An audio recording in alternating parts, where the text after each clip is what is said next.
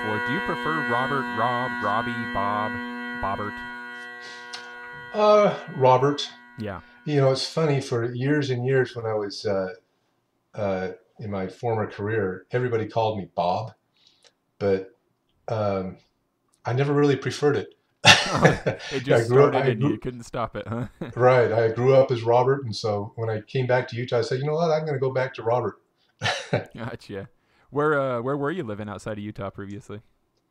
Well, I left right after college. After I graduated from college, I went to Northern Virginia to go to work for the government. And so Oh, I spent 25 years between Northern Virginia and overseas, going back and forth. really? Are you at liberty to say what you were doing for the government? Well, I can now. I gotcha. Yeah, yeah. Now I retired from it. I was working for CIA. I was a finance officer for CIA. You know, that's cool. Now, I'm not trying to cast any sort of dispersions or anything, but if I may, leave out the finance thing. Just say that you were overseas working for the CIA. That sounds terrifying. Well, it's like yeah, what I tell people. I wasn't Jason Bourne, but Jason Bourne turned in his accountings to me. That's awesome.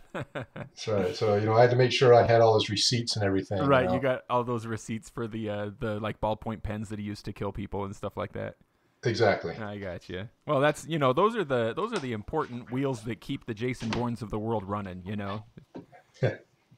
Without those forms being properly itemized and filed, then the whole thing would come crashing down. That's right. So where did you often go to the same places overseas, or were you just all over the place all the time? Well, I actually lived in six different overseas posts, which is a little unusual for my career path. Most, your finance types didn't spend that much time overseas, but I enjoyed it, and so I sought those assignments. But I was in my first assignment was in Berlin, and it was an interesting time. I was there from '89 to '90, so I was there when the wall came down, Yeah, wow. which was a lot of fun. And then I was in Guatemala, South Africa, Kenya, Vienna, and Frankfurt. Wow. What a cool list of places. Did you which one did you spend the most time in? I spent 3 years in Guatemala and 3 years in Vienna. Mm. And were And any of these yeah, Oh, go ahead. I was going to say, and there's a lot of travel involved beside that because there were some of those jobs were regional. So I traveled all over Africa. I spent a lot of time traveling all over Africa. Oh, that is so cool. What was so like when you say regional, is that just like there would be maybe like a central CIA office in Kenya, but then there would be like sort of other offices around there that Exactly. you'd have to go around to? Exactly. I would work I lived in Kenya, in Nairobi, Kenya. I'd work out of the embassy there, and I would travel frequently to half a dozen other of the stations around East Africa to go audit their books and help them out. Wow. This is probably the most exciting job in finance and auditing that exists. I would venture. I've got a I thought brother-in-law so. who does accounting for a big real estate firm, and it's cool and all, but he spends a lot of time looking at spreadsheets. If you can at least take your spreadsheets across the globe, that's something, man. Well, yeah, and I figure, it's the world's most boring job in some of the world's most exciting places. That's awesome. That's awesome. Do you have a favorite place that like you'd love to go back to either to visit or to live again? Boy, it's hard to say. I love them all, but I really liked Vienna. I served my mission in Austria, so I was kind of fond of Vienna anyway. Yeah. It's a great place to live. Kenya was fascinating just because of all the animals who go on the safaris and all that. So I'd say those are kind of my two favorites. And is Kenya where Mount Kilimanjaro is? It is. Man, that's Yep. that's been a dream of mine since I was a kid to climb up that mountain. Yeah. Not only because of the Kansas song, of course. Well, that's really cool. So you left right after college. Then did you spend like is this like did you only recently come back to Utah? Because I mean, I've only known you since you joined the band, which was only what was that 2 years ago? Yeah, Or about 2 years. Yeah. No, I one of the benefits with that kind of job is you can retire fairly young. So I retired when I turned 50. I'm 59 now, and I retired when I turned 50, and came back to Utah to start a new career. I work for Utah County now. Mm. A lot less sexy job than before. Yeah, like maybe you don't have to you don't have to put that one on your resume. Just leave it at CIA, right? Yeah, I mean, working for the county, I almost never have to kill anybody. Right. Almost never. So, did you pick up foreign languages in all of these countries, or were you able to mostly function with English? Well, I already knew German from my mission, so I was fluent in German. But I did learn Spanish when I was in Guatemala. I was never particularly good at Spanish, but passable. Yeah. And did you ever encounter bagpipes on any of these travels? No, maybe sometimes in Virginia. I mean, there's some Oh, pretty sure. active groups in Virginia. I went to a couple of Scottish festivals there, but no, I never really came across any, which is a little surprising because some of these African countries were former British colonies.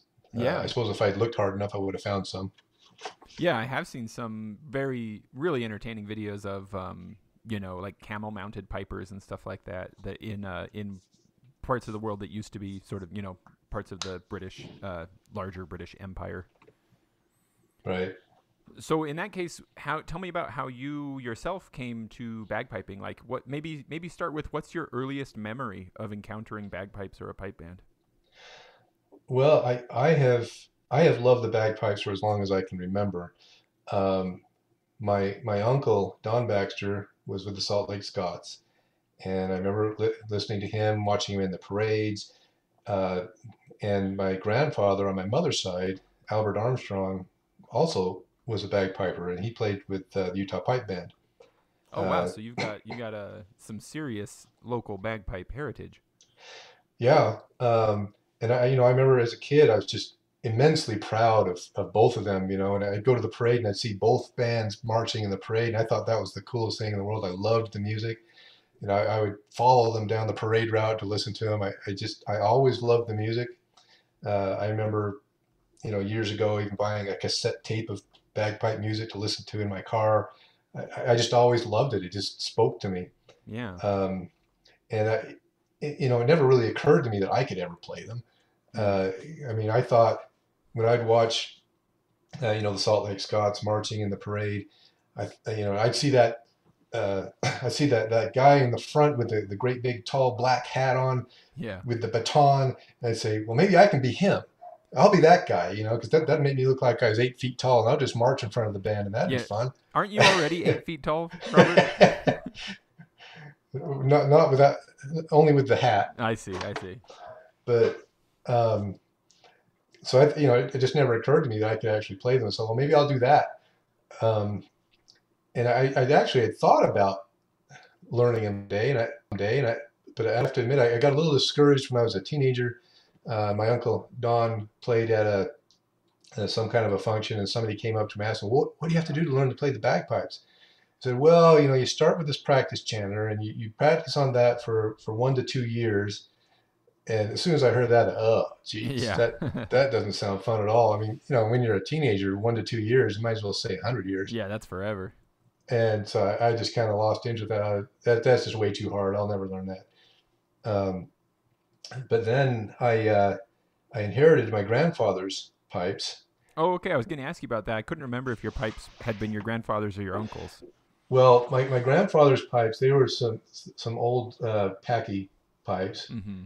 Uh, they were apparently pretty decent quality. Yeah, sometimes you Um, can get those to play all right. It does take some work though, yeah, usually. they weren't bad. But I to this day I really don't remember how I even ended up with them because my grandfather died in 1973. Mm. My mother was the middle child of three, and I'm the middle child of seven. And as you might imagine, middle children don't usually inherit much. Right. You have to be on one end or the other. Right. And somehow I ended up with them. I don't even know how. Well, maybe you know because what, you know what it probably is. The oldest child of his oldest child probably got some, some David Nail pipes or something like that. And then the youngest of the youngest probably got some other decent pipes, and you got the others. probably. These are middle child pipes. Let's give those to That's Robert. right. And so, I just carried those around for decades, and I kept threatening to learn how to play them. And my wife finally called my bluff. Bless her heart, she's a great gift giver. Yeah, Because to be a good gift giver, you have to understand what are the wants and needs of your loved one, sure. and she's really good at that. And so she, one day, we'd gone to a couple of Scottish festivals here in around Salt Lake, and she knew I was interested. And one Christmas, she did some research, and somehow she got a hold of Diana. I got a hold of her name, and she gifted me some lessons, bagpipe lessons from Diana, That's and awesome. that's how I got started. Diana and Zach helped me get those old Packies up and going again. I had to replace a lot. I mean, they hadn't been played in 40 something years. I'm just imagining like the crispy, crunchy sounds that bag must have been making as you Oh pulled it yeah, out of the I had to case. replace the bag, replace Yeah. all the reeds, replace the chanter. But we got them going.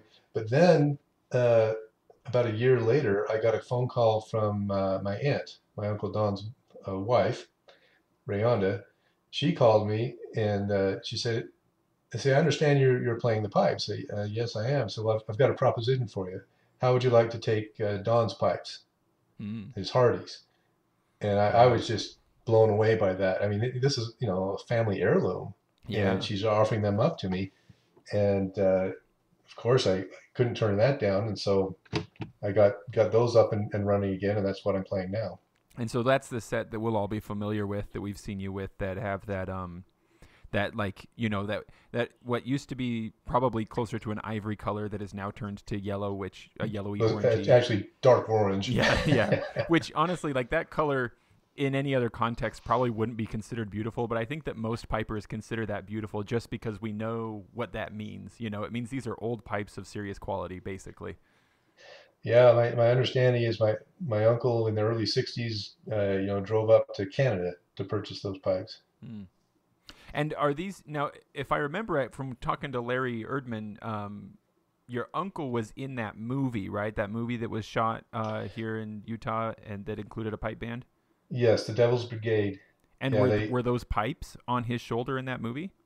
they sure were. Wow, sir. I mean, they came marching in at Camp Williams there playing Scotland the Brave. Uh, it was, I guess about six pipers marching in that movie. So we've got some serious local history and Hollywood fame all rolled up in those pipes that you put on your shoulder at practice every week, huh? Yep. And right now, as of these days, who usually gets to hear you play in your pipes? Who gets to hear you practicing and working stuff out? Well, I play in we have an office kind of at the corner of the house. Uh, it's I shut the door, but obviously they can hear me, Yeah, a lot of good that does.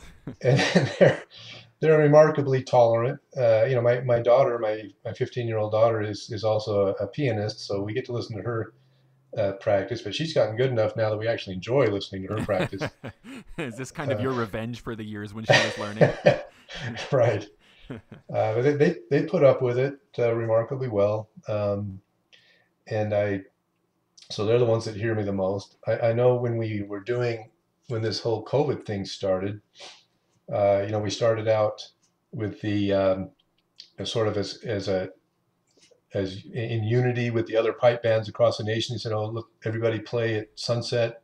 So I said, "Yeah, why not?" So I put on the kilt, went out and just played in my front lawn, and I started doing it every night. I figured, this won't last long. This will be a couple weeks. Right, yeah. And so I started doing it every night, and the neighbors started coming out their doors, and they came to expect it, and they were actually enjoying it. They said, "Please keep doing it, keep doing it. We love this." So I just kept doing it, and it was actually great because it helped me really increase the my my piping because I had to, practice every day. Yeah, having And something that you're playing for definitely helps in that way for sure. so, I kept that up for several, it's almost a couple of months, I think. And what a And great thing to have confirmation that you're not driving your neighbors crazy every time you practice, huh? To have that well, kind of confirmation from them that they do seem to like it. and I worried about that because I thought, well, maybe they're just being polite, maybe they don't Yeah, really yeah, like this. Maybe they're absolutely. just I'm being sure polite. those thoughts go through every piper's mind. And, finally I said, well, I can't do this forever.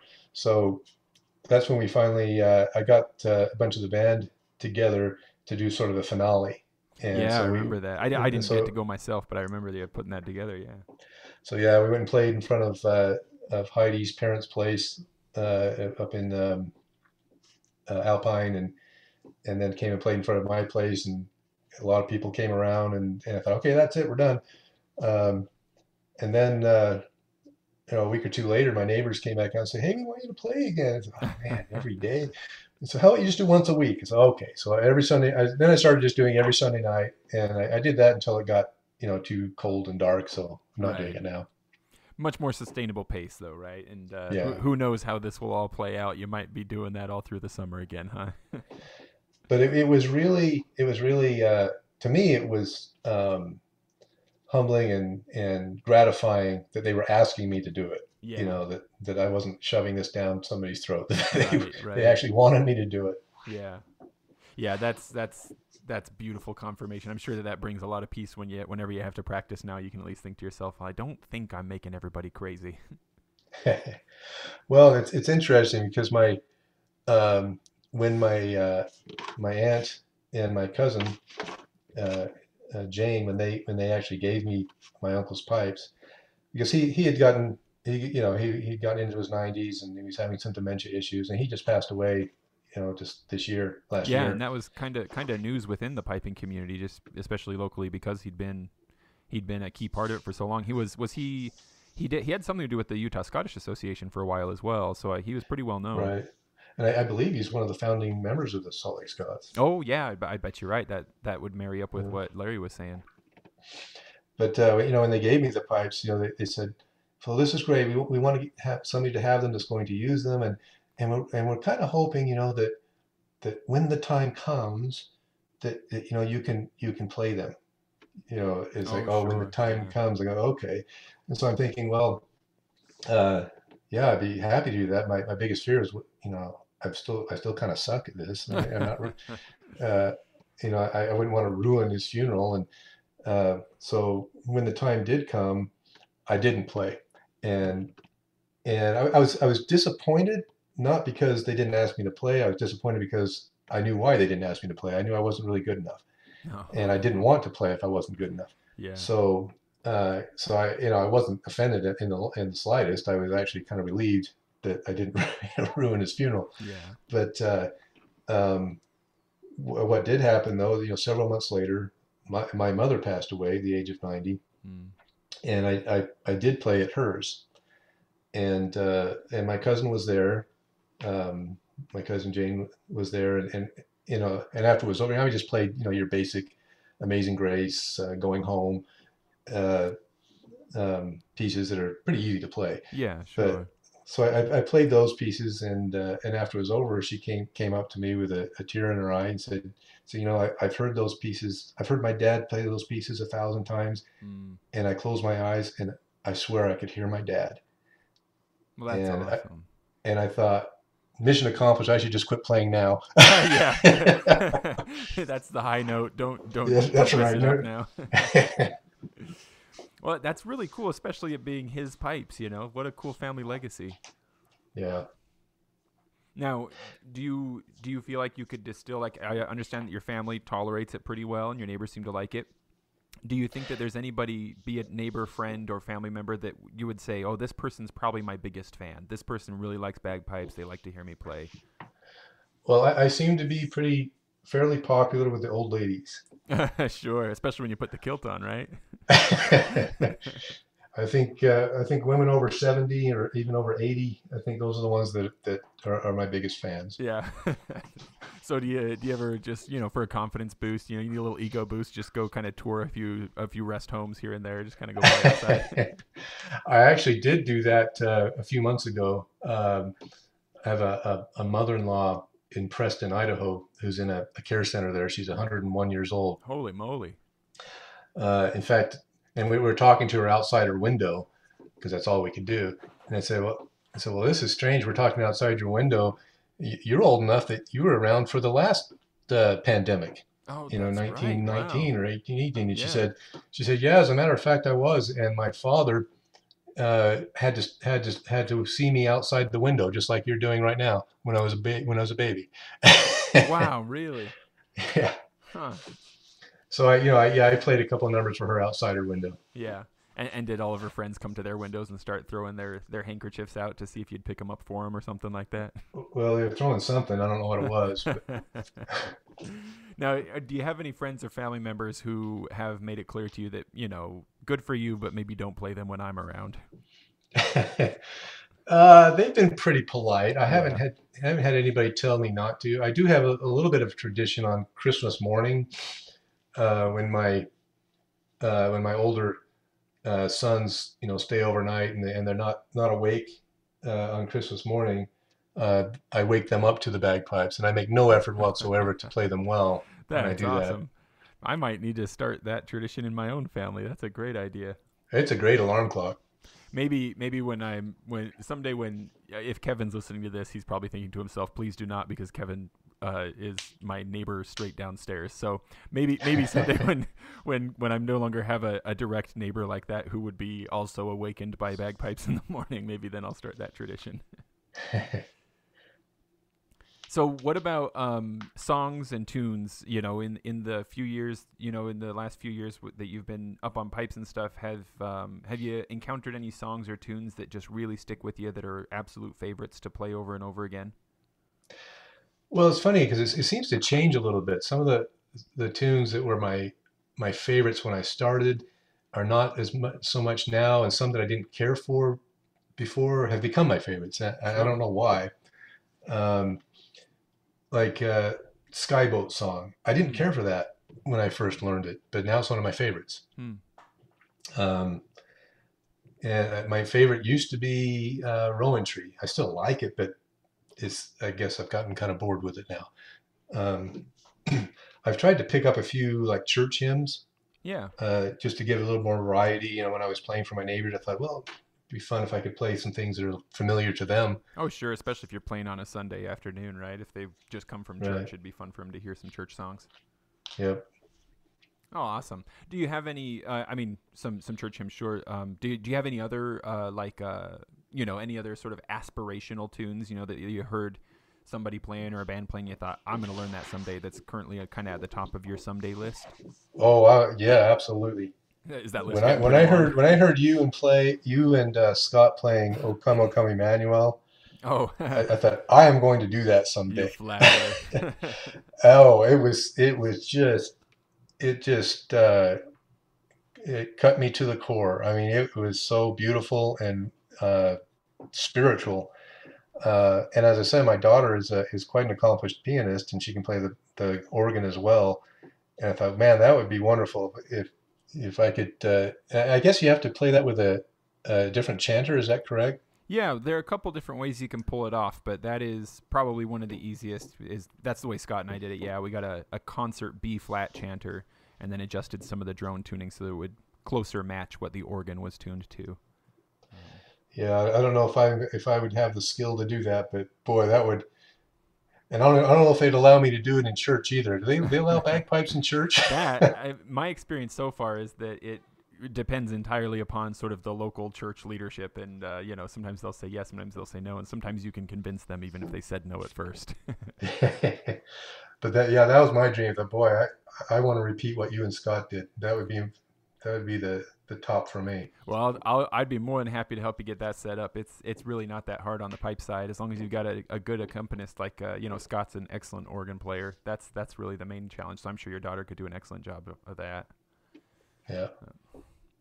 Now, do you have, like, if you were talking to a person, be it a kid or an adult, anybody, somebody who's like sort of on the fence, kind of considering like, maybe I'll dive into this pipe band world, be it on drums or pipes or whatever. What would you say to that person?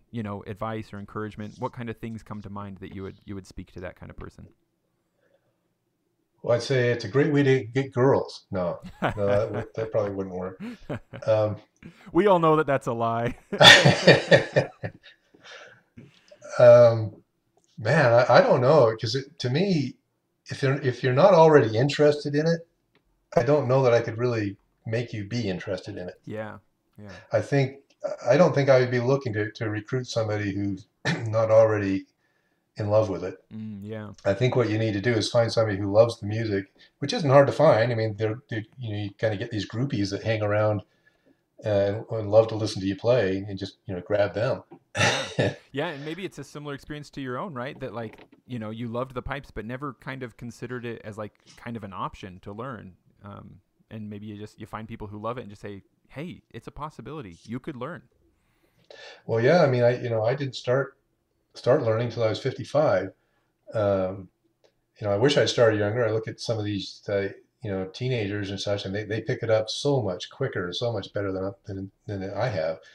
Um, because Yeah. Oh I man. think that their brains and their bodies just work better than mine. Yeah, we've had some of the kids that have come through the band program. It's like, okay, it seems like just last week this kid was trying to figure out how to hold a chanter, and now he's playing circles around me. What's going on here? Right. Yeah, I think just getting them exposed to it and giving them the opportunity. Um, and I'm sure, yeah, a lot of them when they realize you got to start out with this goofy little practice chanter and it's not that much fun. I'm not going to be marching in a parade with this thing. Um, they've got to have legitimate interest and some patience. But I yeah, you just capture those ones who are gathering around and a lot of times, what I like to do when I do have, especially kids gathering around, is just explain to them a little bit about how the pipes work. Yeah, You yeah, know, because they're curious to say, well, how's this? Because I had no idea when I was a kid that how those things even worked, yeah, and just kind of pull them apart. Say, look, here's the reeds. You're actually playing four instruments at once, and this is how this works, and this is how that works, and get their curiosity going. yeah. Yeah, I can remember when I was a teenager learning to play, and I was practicing out close to the high school I went to, and this kind of hick kid who I was maybe not close friends with, but who I knew in school came walking by, and he goes, "Hey," he's like, "What's that thing in there that sounds like a machine?" And I was like, "What do you mean?" He's like, "It sounds like you're starting a machine. You got some kind of machine in there running the whole thing?" And I realized he meant the drones, and it's like, "Oh, well, here, let me show you." Um, do you have a favorite like do you have any favorite pieces of equipment? Have you tried multiple chanters or different reeds or anything that you're like, hey, I really like this. I like the way this thing feels. I can't say I have. I mean, there, there was a difference, going from my grandfather's Packies to my uncle's Hardees. I did see a big difference between those two, but that's really the only thing I've ever had a chance to compare. Yeah, sure. Well, what about aspirations? Do you have, like, if money were no object, is there any bagpiping setup, equipment, travel plans, anything like that you would just love to have or do? I, I, I think it might be interesting to play with the small pipes sometime. I don't know almost nothing about them, Yeah. but it'd be fun to try different types of pipes. I mean, the Highland pipes are the only things I'm familiar with, but it'd be fun to try different types. Yeah, have you ever seen those Henderson imports? They have their sort of resident piper, and he's done a whole series of videos where he just kind of demos all the pipes that they have in stock, Hmm. small pipes and otherwise. No, I'm These not familiar with that. Oh well, they've got videos out, and also that guy Matt Willis bagpiper. He does a lot of unboxing videos on YouTube where he'll just open up different kinds of small pipes and Highland pipes and chanters and all kinds of stuff.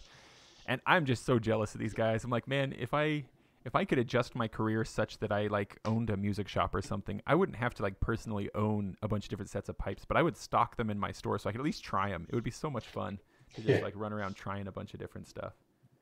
and defile them before you sell them to That's someone right. else. That's right.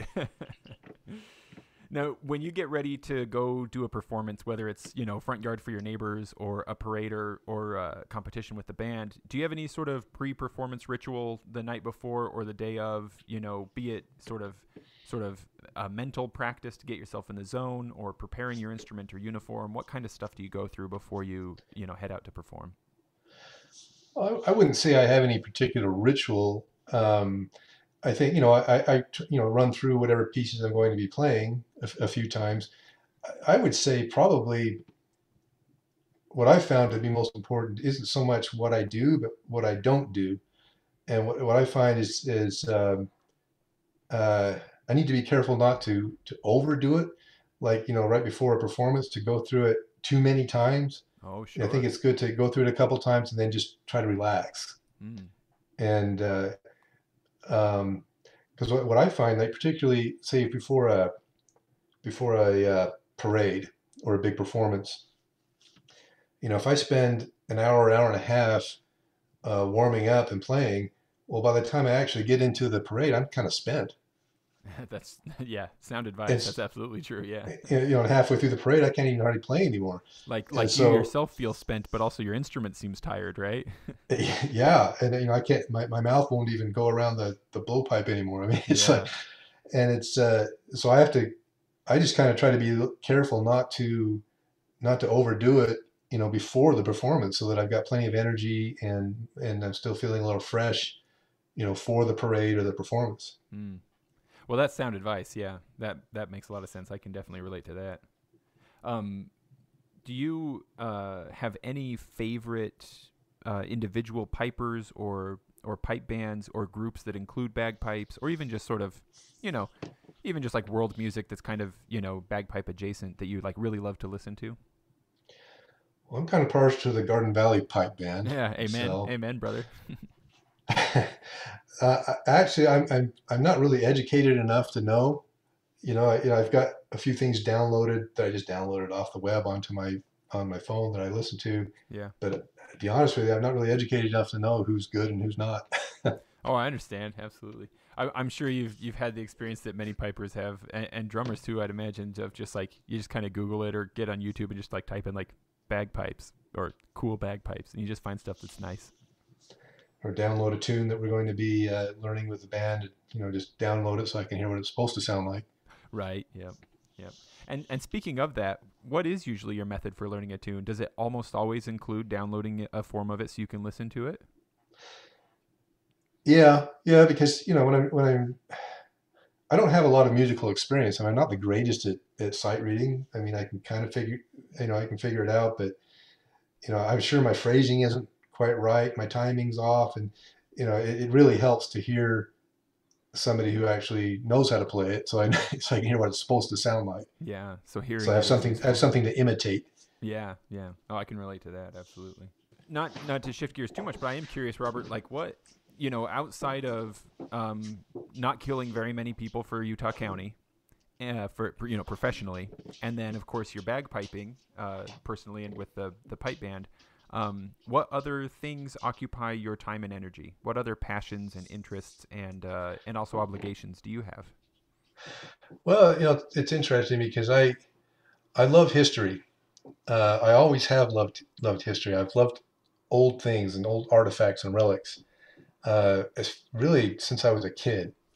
I remember, I was a coin collector when I was a young kid. And I started that when I found a 1901 nickel on the sidewalk when I was 9 years old, and I was just fascinated by that. And I think, to me, coin collecting to me was like it was a physical connection to the past, and I could think, if I had a like an 1850 something penny, I say maybe this penny was in Abraham Lincoln's pocket at one time. Yeah. It's like a physical connection to the past. And I've just always been fascinated, and it's interesting because I love history, in particular American history. I also love crossword puzzles, Hmm. and I think I love them for the same reason. And it kind of goes to my view of kind of a spiritual view that I have, that we all come from the same God, and so we're all connected to each other. Hmm. That if you could pick some guy from South America or from Australia or from Africa, and somehow we are all connected. Mm. We come from the same God and we're all part of the same family, and we could find those connections. And a crossword puzzle is kind of the same way. You start with this empty grid and you start filling it in, and they're all connected somehow. Mm. And it's hugely satisfying for me to complete a crossword puzzle and connect everything. And history is kind of the same way. It's, you're finding, how did this event in Tennessee in 1862, how does that connect to what happened in Germany in 1945? Or, and they are connected somehow. There are, streams of connection between them all. And That so that kind that's of just kind of butterfly how effect idea, huh? my mind works. And for me, bagpiping relates to that because the bagpipes are a connection to my heritage, to Mm. my family, and to my heritage. My grandfather, my dad's father, was a Scottish immigrant. He came he immigrated to Park City, Utah, in about 1913, I guess, to work in the mines. Fought. He went and fought in World War One. He fought in the Battle of the Somme and several of the other battles there. Um, I never knew him. He died before I was born. But to me, the bagpipes are a physical connection to my Scottish heritage and to my family. Um, so it has, besides the music and the culture, it just has a deeper meaning to me. Mm. That's beautiful. Do you feel like that kind of sort of worldview affects the? I mean, of course, this isn't a value judgment compared to how other people enjoy music, but do you think that comes into regular effect in the way that you are experiencing bagpipe music when you play it or hear it? Maybe especially tunes like Battle of the Somme or some of the older marches or even Pembroke that are, the tune itself is very old. Absolutely. I mean, I'm not. I need to educate myself better on the origins of a lot of these pieces, and I think Sure. as I do, it does help to give these pieces meaning to me. That's one thing I appreciate about Jeff McClellan. I mean, he knows a lot of this stuff, and he'll share some of hey, this is what this means, and this is where that came from. I guess I maybe I'm a little too lazy to do that research, but he shares a lot of that with us. I agree Um, entirely. Yeah, I mean, I've been playing pipes for getting closer to 20 years now, and I've never done the kind of research that Jeff will throw out at us at practice. When he's like, "Well, here's who Lady Lever was, and this is where the park was." It's like, wow, that right. really adds a lot to the music. How awesome! Well, yeah, when I'm playing Battle of the Somme, I feel like yelling out, "Hey, my grandpa fought then. My Yeah, grandpa fought there. yeah, This is my song." right, yeah. That is so cool. There's a book that it's by Fiona. I think the name was Fiona. I have it on my shelf here. It's called Wayfaring Strangers, and it's I can't remember the host's name. This really well spoken and intelligent woman who puts together this program for NPR, all about what is it called, like the Shamrock or something like that. It's this sort of Celtic music program. But she with some other people put together this book called Wayfaring Strangers. It's all about sort of the movement of musical tradition across the Atlantic. That It's a very interesting book. I wonder if you'd find it in particular interesting. Maybe we talk afterward if you ever want to borrow it. I've got a copy of it here. It's really great. Sure. Anyway, that's not to sidetrack the discussion here or anything, but that's really cool. So have you kept up your coin collecting? Uh, I still have them, but it's a lot harder to find. I used to find all my coins in my change, Yeah, and yeah. and you just don't find old coins in your change anymore. Maybe it's because when I was 10, if I found a 20-year-old coin, I thought that was ancient. You Sure, know, yeah. and now I find a coin that's 50 years old, and it's like, well, that's just yesterday. Right, yeah. I'm older But I than this remember, coin, whatever. Just toss it. yeah. Well, I had a couple of ladies in the local grocery store that I had recruited to scout for coins for me. So that was a great source. I'd come by and say, "Hey, I found a Buffalo nickel." Oh wow! So Oh, yeah. they'd save them for me. Yeah. Awesome. Now, Robert, do you have your band kilt? Do you own any other kilts of other tartans? Yeah, actually, my first kilt I got at the Salt Lake Scottish Festival. It was before I joined the band or started playing or anything. I thought, I should have a kilt. And there is no Baxter kilt, but I guess Baxter is a sept of Macmillan. So I got a Macmillan kilt. So Mm. that was my first kilt. Um, and then I thought it would be a good idea because my mother's an Armstrong. There is an Armstrong kilt, and that's actually my favorite kilt. And I knew my mother was getting older. I thought, if I ever am going to play at her funeral when that time comes, it'd be nice to do it in her kilt. So I got an Armstrong kilt, Mm. and then of course the band kilt. So I've got three. I'm looking up those tartans right now just to see them. They're both cool, but yeah, that Armstrong tartan especially, that's a very pretty. That's really nice. I like that a lot. What a cool name too, Armstrong. That's awesome. Nothing against your father, of course, but like personally, if my mother's maiden name was something like Armstrong, I'd be like, well, could we all keep that name? Like my Well, mother's maiden name is Dickey, so I never thought that personally, but Armstrong sounds awesome. well, and I love the motto, and I have the Armstrong pin on my hat. Uh, it's Invictus Maneo, which means I remain unvanquished. Oh, that's awesome. That's very cool. Now, Robert, do you have any even if it's general, just for life? Do you have any like really great words of wisdom or advice that really stick with you that you want to share with your fellow bandmates? No um, pressure.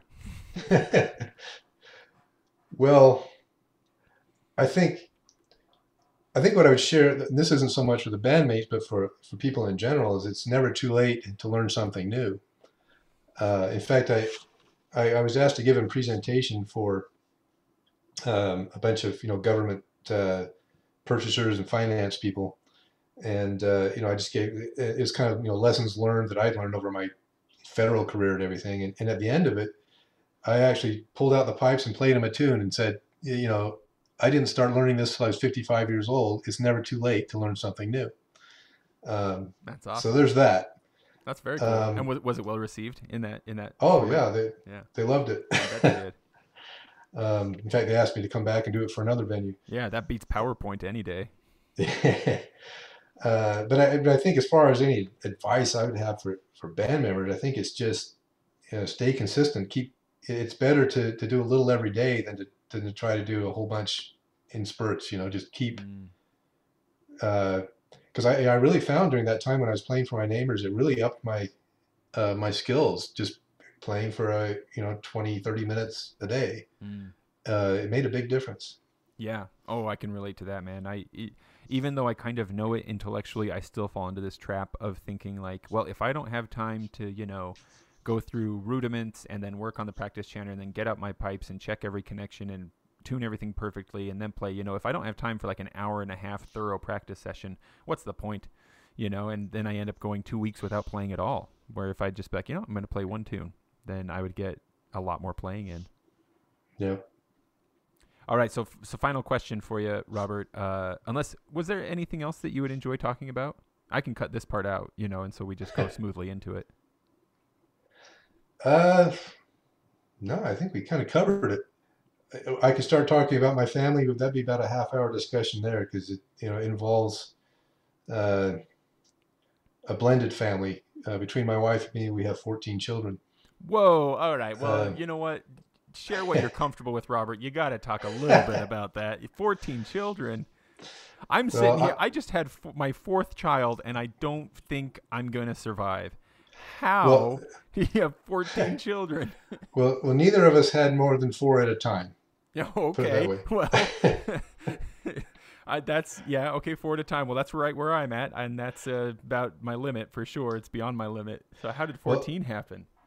well, out of those 14, only two of them are biologically mine. Um, Wow.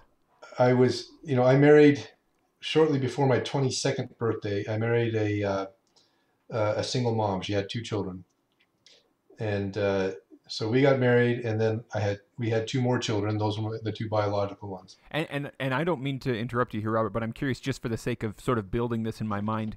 Was this occurring while you were traveling the world in a different country, or was this family moving with you from place to place, etc.? this started while I was in college, and then I got married, and then yes, I then they traveled the world with me. Wow. That my first marriage ended in divorce about 22 years ago, Hmm. and I remarried while I was in Kenya. I met a woman there in Kenya who was also a single mom. She had one son, and we were married actually in Kenya. She was not a member of the church when I met her, but I baptized her and married her, and Yeah, you got her in. I got her in. She was then diagnosed with cancer, Oh, um, sorry to hear that. but we adopted three children. The two of us. We adopted two boys, young boys from Russia, and a little girl from China. And And was this so while you were in Kenya? You adopted these children? this was after that. This is while we were in Vienna and Germany. We'd adopted those kids, Mm. and then while we were living in Vienna, I got a phone call from the mission president there, who said that hey, there's a woman here traveling from American Fork, Utah, with her husband. Her husband just died of a heart attack. Oh no. Uh, you work in the embassy. Can you help her out? So my wife and I, we stepped in and took her in and helped her get things uh, taken care of. Man, that must have been the And worst vacation that woman ever had. oh yeah, it was rough. Yeah. But she and my wife kept in contact after that. And then a couple of years later, the cancer came back for my wife, and she passed away in 2009. And this woman who we'd met in Vienna came to the service. I brought her out to Utah for the burial, and she came to the service, and we became reacquainted. And a year later, we got married. Wow. Wow. And she had six kids that she brought along. So my eight plus, or my first four and my second four plus her six, that adds up to 14. There's only one living at home now. It's my youngest, the little Chinese girl. She's the pianist. Yeah. But we get along remarkably well. Yeah. What a wild story, man. I mean, certainly I don't mean to gloss over the parts of it which surely were and still are, emotionally heavy and difficult, but that is not your typical um family building experience. That's amazing. No, if somebody had told me at the age of 15 what my life was going to look Oh, like, yeah. I think I'd have just shot myself. I would Yeah, I can't have. even imagine. Wow. Good thing it kind of happened one thing at a time, huh? Because all at once that would have been absolutely overwhelming. Oh yeah. Do you But have you I consider myself very blessed. I think I've had a wonderful life. I can't complain. have you ever sort of considered or meditated on the possibility that sort of feeling of interconnectedness that you have, that sort of worldview that you have, might either influence or be influenced by your experience, not only traveling all around the world and therefore getting to know a lot of people from different backgrounds and places, more than most people have the opportunity to do in their own lifetimes, but also having these very close familial ties to people from all different walks of life and every hemisphere. Yeah, I think so. I mean, uh, when you're traveling to a place like Africa or Asia or something, they're so different. You think, how can I be related to these people? They're nothing like me, but they are. Yeah. You find that the more you get to know them, that we are just one family, that we do have a lot more that binds us together than that separates us. Yeah. That's beautiful.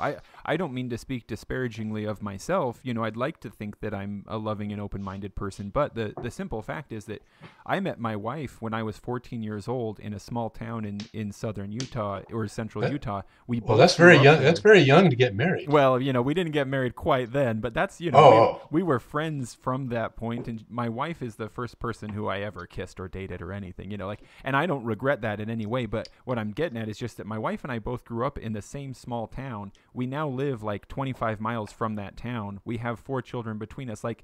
Our in our mental space, the geographical area and the cultures that our immediate day-to-day world encompass is very small compared to the geographical space that exists in your mind and heart, which probably is just, it's taken in stride. It's probably not something you have to think about every day, but the simple fact is our experiences are vastly different. Well, when I was 15 years old, my greatest ambition was to one day fly on an airplane. Hmm. Um, and to go from that to how my life has ended up, Yeah. I could have never predicted Yeah. that. Airplanes are old, boring news for you at this point, huh? Oh, there were days when I'd get to the airport, in Kenya, I'd get to the airport and go, I have to pull out my ticket. Wait, where am I going today? Oh Oh, my yeah, goodness, Zimbabwe. yeah. Okay, got it. Wow. Wow, that's wild, man. So do you ever get kind of cabin fever now you're kind of settled in one place? Uh, I like to travel, but it's kind of nice to be settled. It's kind Yeah. of nice to be home.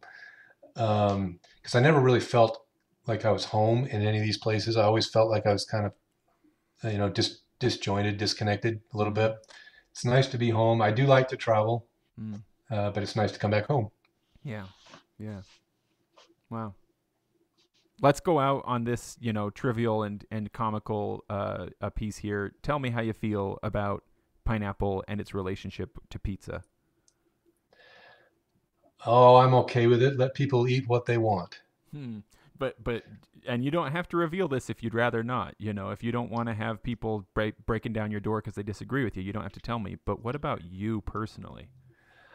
Oh, it's not my favorite, but I've had Hawaiian pizzas. I think they're okay. I Yeah. like them. You're not But I gonna will tell you what does not belong on a pizza. tell me. I was, this was in Austria. I ordered a vegetarian pizza and it came with lettuce and peas on it, Whoa, which really? that's just a sacrilege. Were they hot? Was the lettuce and peas hot? Oh yeah, I gotta, they were cooked on the pizza. Wow, really? I couldn't believe